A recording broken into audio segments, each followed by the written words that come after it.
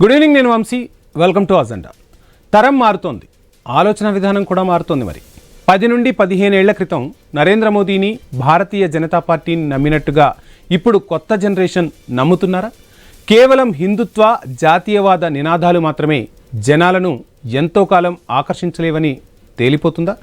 ఓవైపు నిరుద్యోగం, మరోవైపు ధరల పెరుగుదల, ప్రవేశ పరీక్షల్లో, ఉద్యోగ నియామకాల్లో అవకతవకలు, ఇన్ని సమస్యలు ఇప్పుడు దేశం ముందుకు వస్తున్నాయి. వీటన్నింటినీ యువత గళమెత్తి చెబుతోంది. విద్యారంగం చూసినా, రాజకీయ రంగం చూసినా, ఆర్థిక రంగం చూసినా ఈ తరం సంస్కరణలను కోరుకుంటుంది అనేది సుస్పష్టంగా కనిపిస్తోంది.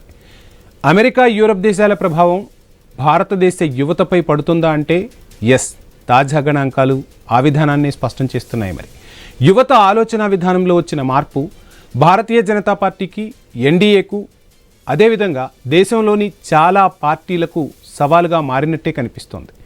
ఎన్డీఏ పాలనలోని ఒడిదుడుకులపై ముందుగా ఐ న్యూస్ డెస్క్ అందిస్తున్న ఓ స్టోరీ ఇప్పుడు చూద్దాం. సార్లు అధికారాన్ని చేపట్టి ఎన్డీఏ సర్కార్ తిరుగులేని శక్తిగా ఎదిగింది. మోదీ మార్క్ రాజకీయంతో బీజేపీ దేశ రాజకీయాలలో తనదైన ముద్ర వేసుకుంది. 2014, 2019 ఎన్నికల్లో స్పష్టమైన మెజారిటీతో అధికారంలోకి వచ్చిన బీజేపీ 2024లో మాత్రం పూర్తి మెజారిటీకి దూరంగా నిలిచింది. ఎన్డీఏకు మెజారిటీ వచ్చినప్పటికీ బీజేపీ ఒంటరిగా 240 సీట్లకే పరిమితమైంది. దీంతో టీడీపీ, జేడీయూ వంటి మిత్రపక్షాల మద్దతు కీలకంగా మారింది. ప్రభుత్వం తీసుకునే ప్రతి కీలక నిర్ణయంలో సంకీర్ణ రాజకీయాల ప్రభావం కనిపిస్తుందని రాజకీయ విశ్లేషకులు చెబుతున్నారు. తమిళనాడులో ఆశించిన ఫలితాలు రాకపోవటం, కేరళలో పరిమిత విజయాలు, కర్ణాటకలో సీట్లు తగ్గడం, దక్షిణాదిలో పార్టీ వ్యూహాన్ని మరింత బలోపేతం చేయవలసిన అవసరం ఏర్పడింది. ఈ మధ్యకాలంలో కులగణన అంశం జాతీయ రాజకీయాలలో చర్చనీయాంశంగా మారింది. దీనిపై కేంద్ర ప్రభుత్వం తన వైఖరిలో మార్పు తీసుకురావడంతో ప్రతిపక్షాల నుంచి విమర్శలు ఎదురయ్యాయి. మరోవైపు ప్రభుత్వం మాత్రం సామాజిక న్యాయం, పరిపాలనా అవసరాల దృష్ట్యా నిర్ణయాలు తీసుకుంటున్నామని చెబుతుంది. పార్లమెంటులో కీలక బిల్లుల ఆమోదం కూడా ఇప్పుడు గతంతో పోలిస్తే మరింత క్లిష్టంగా మారిందనే అభిప్రాయాలు ఉన్నాయి. ప్రతిపక్షం మరింత దూకుడుగా వ్యవహరిస్తూ ఉండగా కీలక చట్టాలపై విస్తృత చర్చలు, ఏకాభిప్రాయం అవసరం పెరిగింది. ఉద్యోగాలు, పోటీ పరీక్షలు, విద్యా వ్యవస్థ వంటి అంశాలపై యువతలో అసంతృప్తి వ్యక్తమవుతుంది. పరీక్షల నిర్వహణ, ఉపాధి అవకాశాలు, ధరల పెరుగుదల వంటి అంశాలపై ప్రభుత్వం మరింత దృష్టి పెట్టవలసిన అవసరం ఉందని విశ్లేషకులు సూచిస్తున్నారు. మణిపూర్ పరిస్థితులు, రైతుల డిమాండ్లు, అంతర్జాతీయ దౌత్య సవాళ్లు కూడా కేంద్ర ప్రభుత్వం ముందు ఉన్న కీలక అంశాలుగా కొనసాగుతున్నాయి. రాష్ట్రాల వారీగా మారుతున్న రాజకీయ సమీకరణాలు కూడా కేంద్రానికి కొత్త సవాళ్లను విసురుతున్నాయి. దేశవ్యాప్తంగా జరిగిన జన్జీ ఉద్యమం ఎఫెక్ట్ బీజేపీ పార్టీపై గట్టిగానే పడింది. జన్జీ ఉద్యమం తర్వాత జరిగిన 3 రాష్ట్రాలలోని 3 అసెంబ్లీ నియోజకవర్గాలలో బీజేపీకి వ్యతిరేకంగా ఫలితాలు వచ్చాయి. మూడోసారి అధికారంలోకి రావడం ఒక విజయమైతే ఆ అధికారాన్ని స్థిరంగా కొనసాగించడం మరో పెద్ద పరీక్షగా మారిందనే అభిప్రాయాలు వినిపిస్తున్నాయి. సంకీర్ణ భాగస్వాములతో సమన్వయం, యువత అంచనాలకు అనుగుణంగా పాలన, దక్షిణాదిలో విస్తరణ, అభివృద్ధి, సంక్షేమం మధ్య సమతుల్యత ఇవన్నీ మోదీ 3.0 ప్రభుత్వ విజయాన్ని నిర్ణయించే కీలక అంశాలుగా మారనున్నాయి.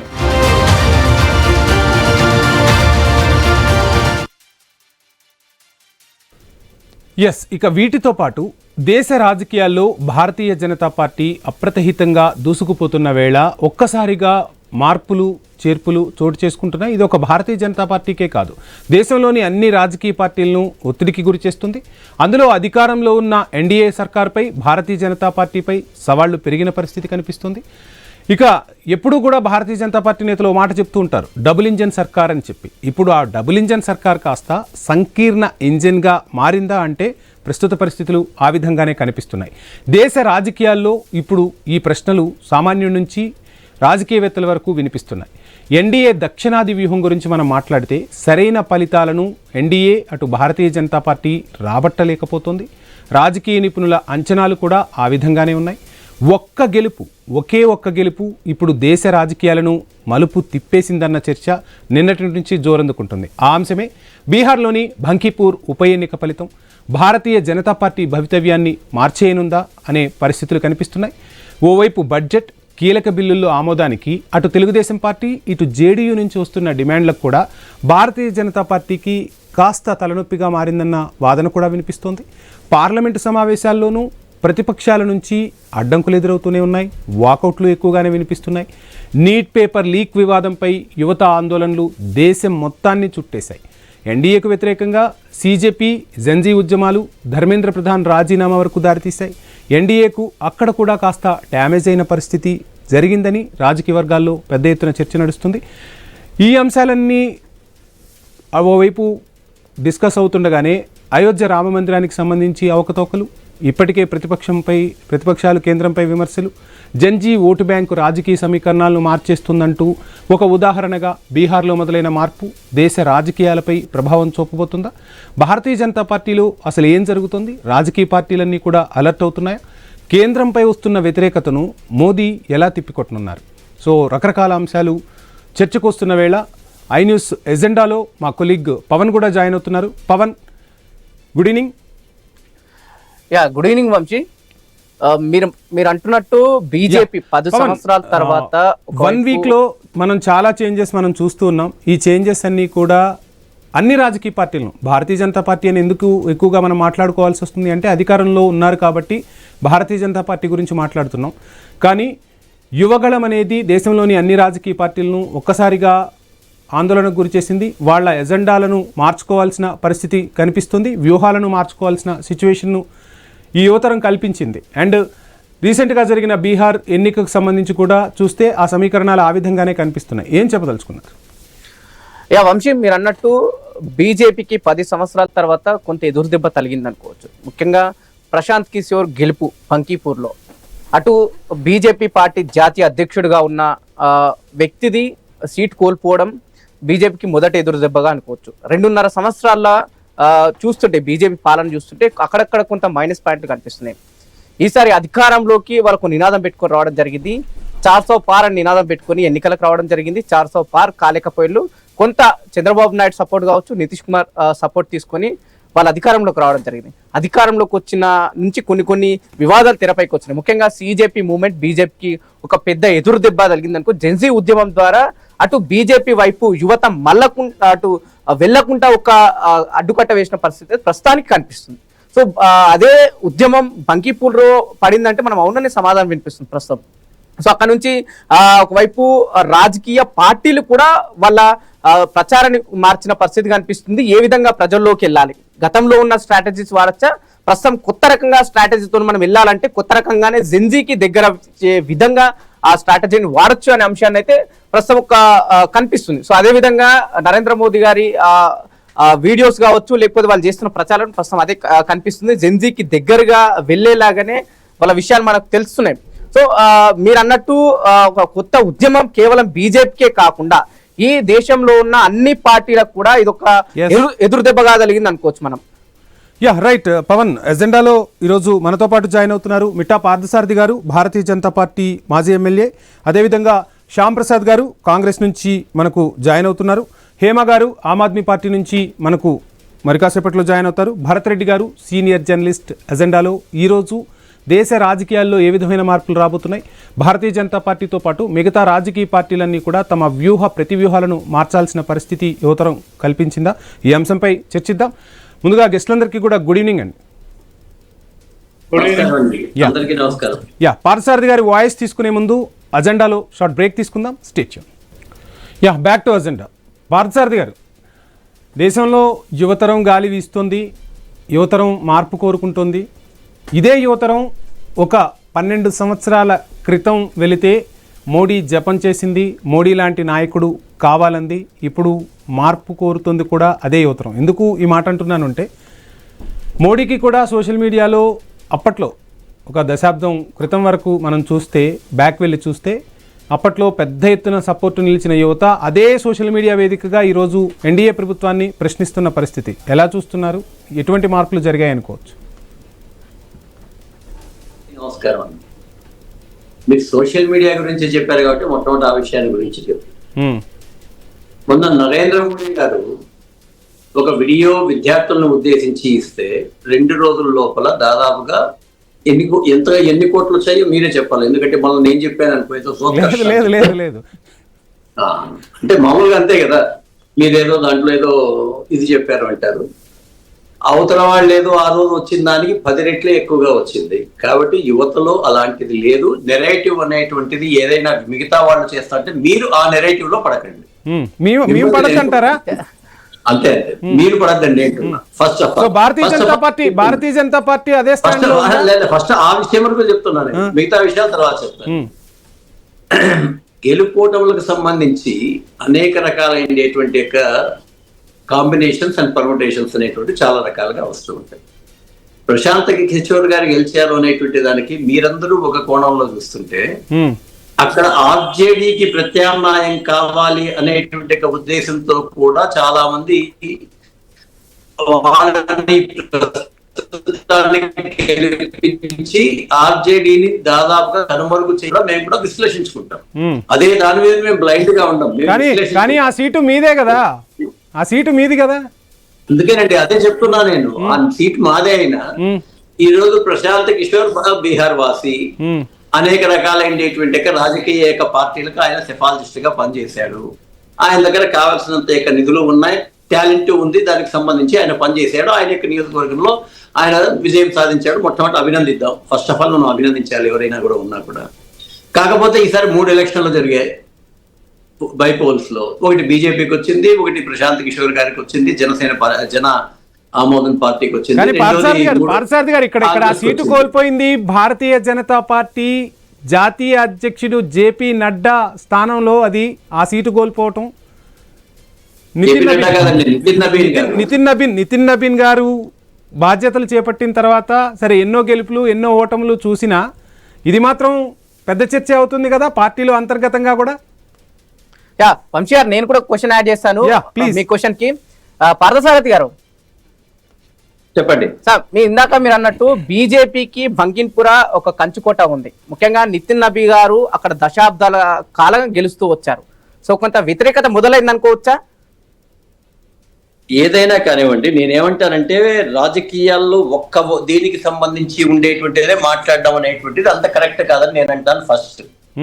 రెండవది నేను చెప్పదలుచుకున్నది ఏంటంటే, ఈ రోజు నితిన్ నబీన్ గారు అక్కడ ఉండేటువంటి దీంట్లో నుంచి అక్కడికి వెళ్ళిన తర్వాత మా కార్యకర్తల్లో కూడా ఇది 5 సార్లు మేము గెలిచాము, మాకేముంది లేని చేసిండేటువంటి అదేమంటారంటే నిర్లక్ష్యం కావచ్చు, అలసత్వం కావచ్చు, జరిగిండే అవకాశం ఉందేమో అదొకటి చూడాలి. రెండవది చాలా తక్కువ, అంటే ఆర్జేడీ పార్టీకి బీజేపీ పార్టీకి రెండింటికి కలిపి వచ్చిన ఓట్ల కంటే కేవలం 1000 అంటాడు, అంత మాత్రమే డిఫరెన్స్ ఉంది ఎన్నిక. అంటే 14,000 అతన్ని గెలిచినా కూడా ఈ రెండింటినీ కలిపితే వచ్చిండేటువంటి ఎన్నిక అదొకటి కారణం ఉంది. కాకపోతే దీన్ని మేము పాజిటివ్ గా తీసుకుంటాం. సో ఇంకా ఎక్కువ పని చేయాలనేటువంటి తపంతో మేము వెళ్తాం, ఇంకా వాస్తవాల్ని ప్రజలకు తెలియజేయాలని చెప్తాం. వీళ్ళ యొక్క నెరేటివ్స్ అన్ని కూడా తప్పు అనేటువంటి విషయంలో ఇప్పుడు మిగతా రాష్ట్రాల్లో ఏ విధంగా చేశామో, పశ్చిమ బెంగాల్లో ఏ విధంగా చేశామో అదే పద్ధతిలో ఇంకా ఇంటింటికి కూడా వెళ్తాం. మా శ్రమను ఇంకా ఎక్కువగా ఉపయోగిస్తాం. కానీ ఇప్పుడు 20,000 ఓట్ల మెజార్టీతో గెలిచారు. ఆ 20,000 ఓట్లు యువత ఓట్లు అక్కడ భారతీయ జనతా పార్టీకి పడకపోవటం వల్లే ప్రశాంత్ కిషోర్ విజయం సాధించారనుకోవచ్చుగా. ఎలా అనుకుంటానండి, మీకు తెలుసు అక్కడ ఏమన్నా మీరంతా మీకంతా చెప్పి వేశారా యువత? అంటే అర్బన్ ఏరియా కదండి పార్థసారథి గారు, అర్బన్ ఏరియాలో బీజేపీకి విశ్లేషిస్తే జరుగుతుంది కానీ ఇప్పుడే మీరు అంటే దీన్నే నెరేటివ్స్ అంటారు. అంటే ఏమంటారంటే ఏదో ఒక విషయాన్ని తీసుకొని దాన్ని జంజీకి ఈ రోజు చెప్తే జంజీకి సంబంధించినటువంటి దాంట్లో ఈ రోజు ఎన్ని వీడియోలు వస్తున్నాయి, దాంట్లో పాల్గొన్నటువంటి ఎంతమందికి సంబంధించి వాళ్ళ తల్లిదండ్రులు, వాళ్ళ విద్యార్థులు అప్పుడంతా వాళ్ళు వచ్చారు కదా, వాళ్ళకి సంబంధించి ఎంత వ్యతిరేకిస్తూ వస్తున్న వీడియోలు వస్తున్నాయి మనం చూడడం లేదా? కాబట్టి తాత్కాలికంగా ఉండేటువంటి వాటిని చూసుకొని ఏదన్నా ఒక డిసిషన్ చెప్పడం అనేది కరెక్ట్ కాదు. అంటే ఎందుకు ఈ అంశాన్ని మాట్లాడాల్సి వచ్చింది నేను ఒక ప్రశ్న వేయాలనుకుంటున్నాను. ఏదైనా పార్టీని ఓడించాలంటే అవినీతి చేసింటే ఓడించాలా, లేదా అభివృద్ధి చెయ్యలేకపోతే ఓడించాలా? భారతీయ జనతా పార్టీకి ఇంతవరకు నరేంద్ర మోడీ గారు అటు 13 సంవత్సరాలు, ఇప్పుడు 12 సంవత్సరాలుగా అవినీతి లేదు కాబట్టి దాని గురించి ఎవరు మాట్లాడేటువంటి అవకాశం లేదు. అభివృద్ధి అంటే అప్పుడు 2013లో కేవలం 13 లక్షల కోట్లు ఉండేది, ఇప్పుడు దాదాపు 56 లక్షల కోట్లకి దేశ బడ్జెట్ పెరిగింది. పన్నులు అక్కడ ఉండే ఆ రోజుల్లో ఉండే పన్నులంతా కూడా చెక్ పోస్టులు పెట్టేసేసి ప్రజల వీళ్ళ నాయకుల ఖాతాల్లోకి అధికారుల ఖాతాలు లేకపోయేది ఈ రోజు నేరుగా ప్రజా ఖజానాకు వస్తుంది. దేశంలో ఉండేటువంటి ఉత్పత్తులు బాగా పెరుగుతున్నాయి, విదేశాలకు ఎక్స్పోర్ట్ అవుతూ ఉన్నాయి. ఇంతకు మించి ఇంకొకటి దాంట్లో దాదాపుగా మిగతా ఫారిన్ కంట్రీస్ ఇచ్చిండేటువంటి దాని ప్రకారమే 25 కోట్ల మంది పేదరికం నుంచి బయటకు వచ్చినారు. ఇప్పటికి 5 కోట్ల మందికి ఇండ్లు ఇచ్చాం. అంటే గతంలో 60-70 ఏళ్లలో ఇచ్చిండే దానికన్నా కూడా ఎక్కువ ఇండ్లు మనం భారతీయ జనతా పార్టీ యొక్క కూటమి ఇచ్చింది. గ్రామీణ రహదారులు కానీ జాతీయ రహదారులు కానీ బ్రహ్మాండంగా ఉన్నాయి. దీన్ని ఎవడు కాదనేది లేదు. ఎందుకంటే దాన్ని ఏదో ఇది కాదు కదా, ఎవరు మీరు చెప్పినా మేము చెప్పినా కలిసిపోయి ఇవి ఒప్పుకోవాల్సినవే సార్, ఒప్పుకోవాల్సినవే, ఖచ్చితంగా ఒప్పుకుంటాం. భారతీయ జనతా పార్టీ దేశంలో ఇన్ఫ్రాస్ట్రక్చర్ని డెవలప్ చేస్తుంది అనటంలో ఎటువంటి అతిశయోక్తి లేదు. మీరు చెప్తున్నట్టుగా అవినీతి లేకపోవటం, అభివృద్ధి, ఈ రెండే చూడట్లేదు. యువత ధోరణి మారింది. సో మొన్న నీటి వివాదం అనేది పెద్ద ఎత్తున చర్చ సాగింది. ఎందుకు నేను ఆ క్వశ్చన్ మిమ్మల్ని రేజ్ చేశాను అంటే, చాలామంది పిల్లలు వాళ్ళ తల్లిదండ్రులు చెప్పిన మాట, అప్పట్లో భారతీయ జనతా పార్టీకి ఓటేయమని చెప్పాం మా పిల్లలకి, మేమేయమని చెప్పాం మా పిల్లలు కూడా మాకు చెప్పారు, కానీ ఇప్పుడు మేము వేసేందుకు సిద్ధంగా లేము అన్న టాక్ కూడా గట్టిగానే దేశమంతా వినిపించిందిగా. ఆ ప్రభావం వినిపించలేదండి, నెరేటివ్లు మాత్రమే వాళ్ళు వినిపించాయి. మీరు చూడండి దానికి వ్యతిరేకంగా ఎన్నున్నాయో. అది కూడా నేను ఎందుకు చెప్తానంటే విత్ ప్రూఫ్. మీరు ఒక్కసారి సోషల్ మీడియాలోకి వెళ్ళి చూడండి. సోషల్ మీడియాలో కింద వచ్చే కామెంట్స్ ను మీరు చూస్తే తప్పుడు మాట్లాడిండేటువంటి వాళ్ళకి సపోర్ట్ గా కేవలం 10-15% ఉంటే అగైనెస్ట్ గా దాదాపు 80% ఉన్నాయి. మీరు చూడండి అది. అంటే నేను ఈ రోజు ఐ న్యూస్ కూడా ఒక పోల్ నిర్వహించింది. విశ్లేషణ కూడా చేయమని కోరుకుంటున్నా. విశ్లేషణ చేస్తున్నాం, మేము ఒక పోల్ నిర్వహించాం. మరికొద్దిసేపట్లో ఆ పోల్కి సంబంధించిన ఫలితం కూడా రిలీజ్ చేస్తాం. పార్థసారథి గారు, మళ్ళీ మీ దగ్గరికి వస్తాను నేను. శ్యాంప్రసాద్ గారు నమస్కారం. మీరు సొంతంగా చేసిండే పోల్ అంటే లేకపోతే ఇంకొకరు చేసిండే? సార్ మీరు ఏ సోషల్ మీడియా అంటున్నారో ఆ సోషల్ మీడియా నుంచే చేస్తున్నాం. పార్థసారథి గారు మీరు చాలా చర్చల్లో పాల్గొన్నారు. ఐ న్యూస్ ఎంత నిష్పక్షపాతంగా ఒక చర్చను సాగిస్తుందో మీకు తెలుసు. మీ అందరికీ కూడా ఒక విషయాన్ని గుర్తు చేయాలనుకుంటుంది. ఐ న్యూస్ వార్త వెనుక ఉన్న వాస్తవాన్ని బయటకు తీసుకొచ్చేందుకు నేషనల్ మీడియాలో కూడా జరగని విధంగా ప్రతి అర్ధ గంటకు క్వశ్చన్ అవర్ నిర్వహిస్తూ మీలాంటి విశ్లేషణల ద్వారా, మీలాంటి రాజకీయ నాయకుల ద్వారా ప్రజలకు అసలైన వార్తలు చేర్చే ప్రయత్నం చేస్తున్న ఒకే ఒక్క మీడియా ఐ న్యూస్ అని సగర్వంగా చెప్పుకోగలుగుతున్నాం సార్. సగర్వంగా చెప్పుకోగలుగుతున్నాం సార్. మేము చూపిస్తాం, ఆ పోల్ కూడా చూపిస్తాం సార్, ఖచ్చితంగా చూపిస్తాం. చూపించే ప్రయత్నం చేస్తాం, వాస్తవాలను బయటకు తీసుకొచ్చే ప్రయత్నమే చేద్దాం. శ్యాంప్రసాద్ గారు నమస్కారం. నమస్తే. సో ఏంటి అంటే, ఒక భారతీయ జనతా పార్టీయే కాదు, ప్రతి పార్టీ కూడా తరం మారుతున్నప్పుడు యువతరం ఆకాంక్షలకు అనుగుణంగా మార్పులు చేర్పులు చేసుకోవాల్సి ఉంటుంది. అది భారతీయ జనతా పార్టీ అయినా, కాంగ్రెస్ అయినా, ఆమ్ ఆద్మీ అయినా, ప్రాంతీయ పార్టీలైనా సరే యువగళం వైపు మల్లుతూ ఉన్నారు. ఇప్పుడు అంతా కూడా చర్చ సాగుతూ ఉన్న పరిస్థితి. సో ఏంటి, ఎలా చూస్తున్నారు ఈ మార్పుని? బేసిక్ గా మీరు ముందరిచ్చిన ఇంట్రడక్షన్ ప్రకారం వెళ్తాను. ఇప్పుడు అడిగిన క్వశ్చన్ లో అంత క్లారిటీ లేదు, కానీ ఇప్పుడు మన పార్థసారథి గారు చెప్పారు, ఓకే, వారిది నేను అర్థం చేసుకోగలుగుతా, వారు బీజేపీ పార్టీ తరఫున చెప్తున్నారులే. కానీ ఒక విశ్లేషణ పరంగా చూస్తే, నేను కాంగ్రెస్ వాడినైనా కళ్ళ ముందు కనపడుతుంది కదా. అంటే ఈ బైపోల్స్ లో కానీ ఓవరాల్ గా ఇప్పుడు మొన్న జరిగినటువంటి జన్జీ ఉద్యమంలో కానీ ఒకటి క్లియర్ గా అర్థమైంది ఏంటి, మోడీకి ఆల్టర్నేటివ్ లేదు. మోడీ అనేది ఒక భయంకరమైన అవతార పురుషుడు, భారతదేశాన్ని ఉద్ధరించడానికి వచ్చిన వ్యక్తి. ఇదంతా దేశం అంతా నాశనం అయిపోతుంటే మోడీ ఒక్కడే కాపాడటానికి ప్రయత్నం చేస్తున్నాడు. ఇది కదా నెరేటివ్ ప్రజల మెదడులోకి ఆల్రెడీ పెట్టిన నెరేటివ్. ఆ నెరేటివ్ బ్రేక్ అయిపోయింది అని మొన్న ఉద్యమం కానీ అది ప్రూవ్ చేసింది. మేము అదే చెప్తున్నాము, ఆ నెరేటివ్ ఎంతో కాలం ఉండదురా బాబు. నెరేటివ్ కంటే ఫ్యాక్ట్స్ మీద, మనం చేసే గవర్నెన్స్ మీద ఉంటే ప్రజలు ఎప్పుడు గుర్తిస్తారు అని.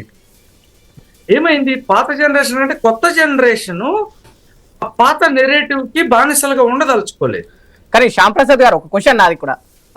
ఇక్కడ సిజేపీ మూవ్మెంట్ అనేది కేవలం బీజేపీకేనా, ఈ దేశంలో ఉన్న 600 పార్టీలకు పైగా రిజిస్టర్ పార్టీలకు అన్నిటి కూడా ఇది ఒక ఎదురుదెబ్బ అనుకోవచ్చా? అంటే చాలా మంది మాట్లాడుతున్నప్పుడు కేవలం అధికార పార్టీలో ఉన్న బీజేపీకే జెన్జీ యువత వ్యతిరేకంగా ఉన్నారని ఒక మీరు అన్నట్టు నరేటివ్ అట్లా మాట్లాడుతున్నారు, కానీ అన్ని పార్టీలకి ఇది ఒక ఎదురుదెబ్బ అనుకోవచ్చా? కాదండి, నేను అనుకోవట్లేదు అట్లా. ఎందుకంటే అదైతే చాలా ప్రమాదకరం దేశానికి. ఎప్పుడైనా కూడా ఇప్పుడు అప్పుడు ఇంతకుముందు అన్నా ఉద్యమంలో కానీ అప్పుడు చేశారు ఇది. అన్ని పార్టీలకి వ్యతిరేకము, రాజకీయ పార్టీలు. ఇప్పుడు ఏంటంటే అండి, రూలింగ్ పార్టీలో ఉన్న వాడిని విమర్శించడానికి ధైర్యం లేనోడు, వాడికి ఉన్న ఒకే ఒక మార్గం ఏంటంటే అన్ని పార్టీలని తిట్టడం. అంతకంటే మార్గం లేదు. రూలింగ్ పార్టీని తిట్టలేడు కదా. అన్ని రాజకీయాలన్నీ దరిద్రం అని చెప్పడం. మరి రాజకీయాలు కాకపోతే ఏమున్నాయో మన దగ్గర ఆల్టర్నేటివ్? శ్యాంప్రసాద్ గారు నీటి వ్యవహారమే తీసుకుందాం. మీరు అన్నారు అది ఓన్లీ అధికార పార్టీకే అంటున్నారు, కానీ ఖచ్చితంగా అక్కడ యువతరం ప్రశ్నించింది సార్. ప్రతిపక్షం గొంతు సవరించకపోవటం వల్లే, ప్రతిపక్షం మా సమస్యలను ఎలుగెత్తి చెప్పకపోవటం వల్లే ఈ కాక్రోచ్ జనతా పార్టీ పుట్టిందని చెప్పారుగా. చెప్పలేదు. ఎవరు చెప్పారు? ప్లే చేయండి. వాళ్ళ నుంచి వచ్చింది సార్, ఆ వాయిసే వచ్చింది. చాలా మంది చెప్పారండి. అవసరమైతే నేను కాదండి, ఆ విషయం కావాలంటే పంపిస్తాను. మీరు మాట్లాడినంత సేపు నేను మాట్లాడలేదు, డిస్టర్బ్ చేయలేదు కదా. అనలేదన్నా అన్నా, నేను నీకు అభ్యంతరం కూడా చెప్పలేదు. మీరు ఊహించుకున్నవి అటు చెప్పండి. ఇప్పుడు కాక్రోచ్ ఉద్యమము అపోజిషన్ పార్టీల ఫెయిల్యూర్ వల్ల కూడా వచ్చింది అని మీలాంటి మీడియా మేధావులు సృష్టిస్తున్నారు. ప్లే చేయండి సార్. పీసీఆర్ ప్లీజ్ ప్లే చేద్దాం. మీకు డిబేట్ అయిపోయేలా చూపిస్తాను. ఖచ్చితంగా సీజేపీ నుంచి ఆ వాయిస్ వచ్చింది సార్. మాట్లాడారు సార్. ఏ పార్టీలకు చూపించండి, ఏ పార్టీలకు అనుకూలంగా కాదు, ఏ పార్టీలకు వ్యతిరేకంగా కాదు, అన్ని రాజకీయ పార్టీలు కూడా అదే రాజకీయం చేస్తున్నాయి.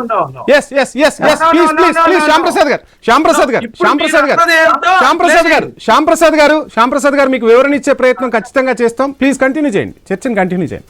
ఓకే సరే. అందువల్ల మీరు చాలా నైస్ గా చెప్పడం వల్ల కాదు, అది మనకు మీరు అనుకోవడం నాకు తప్పులేదు. నేను అనుకుంటున్నాను ఇది.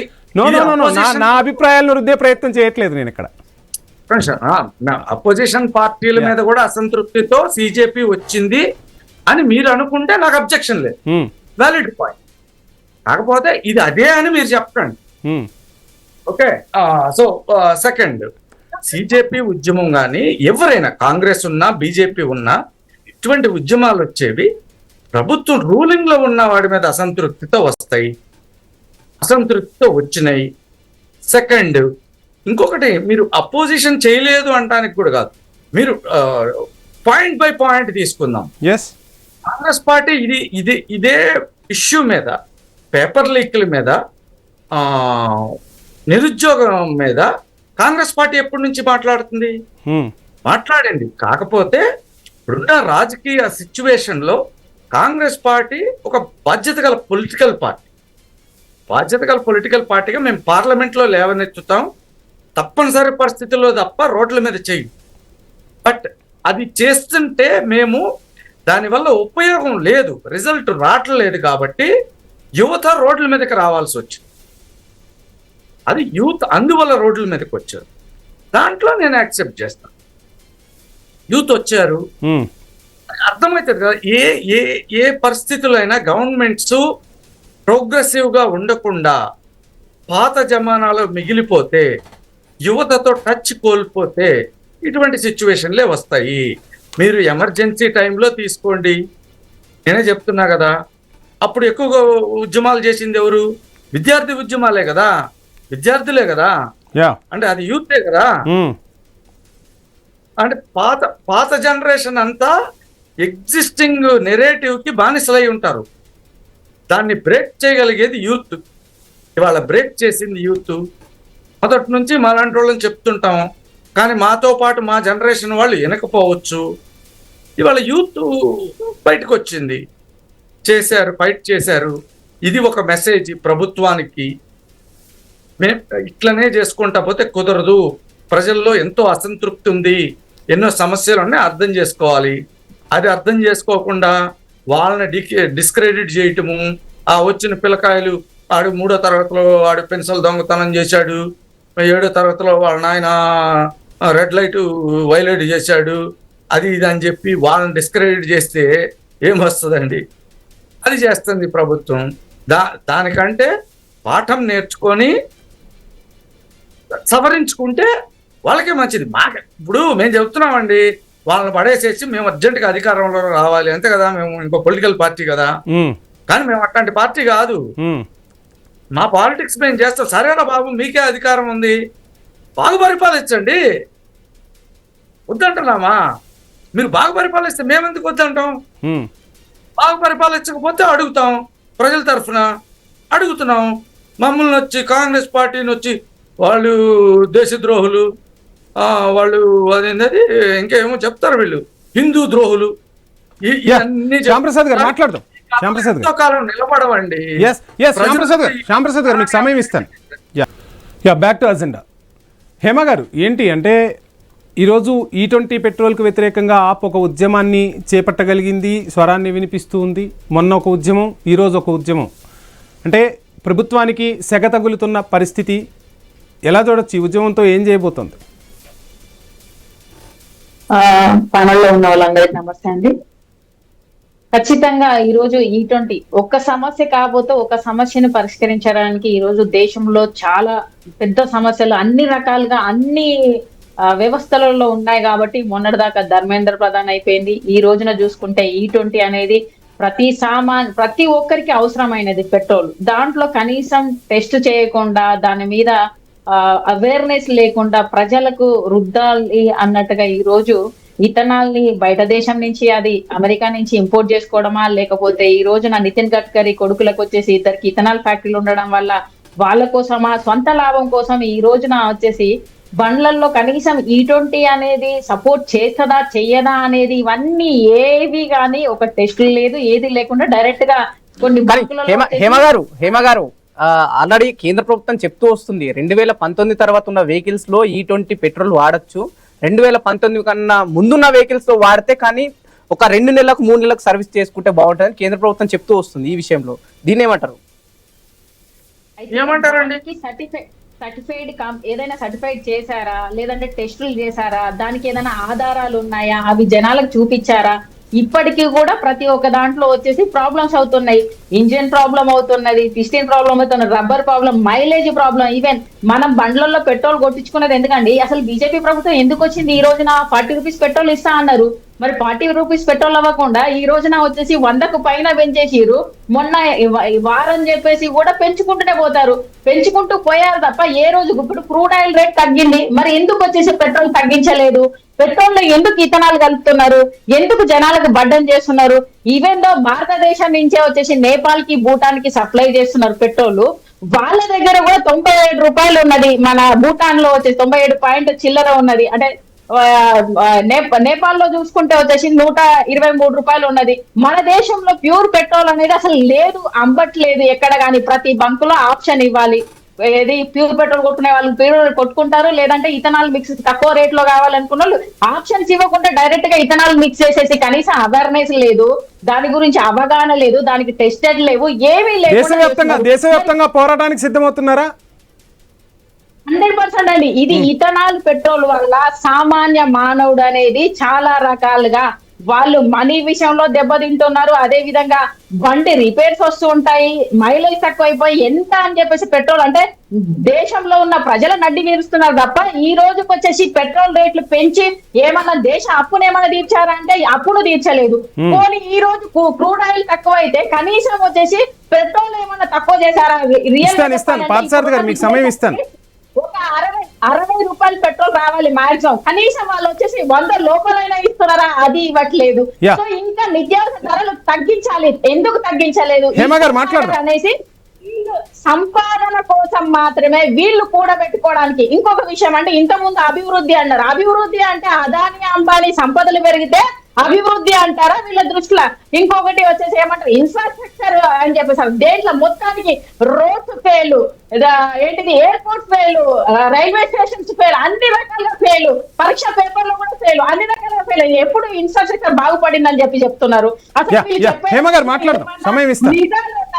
అబద్ధాలు చెప్పుకుంటూ బీజేపీ వచ్చేసి ఈ రోజు పబ్బం కట్టుకుంటుంది తప్ప రియాలిటీ అనేది. అందుకే కదా ఈ రోజు వచ్చేసి జంజీ బయటికి వస్తున్నారంటే మీరు చేసేది అన్ని వచ్చేసి తప్పులు, అబద్ధాలు, మీరు పరిపాలన కరెక్ట్ గా లేదు కాబట్టి ఇప్పుడు ఏ అపోజిషన్ కూడా మాట్లాడినందుకే ఈ రోజు జంజీ వచ్చేసి ఈ రోజు మార్పు తీసుకొచ్చిందని చెప్పేసి చెప్పాల్సి వస్తుంది. యా, భరత్ రెడ్డి గారు గుడ్ ఈవినింగ్.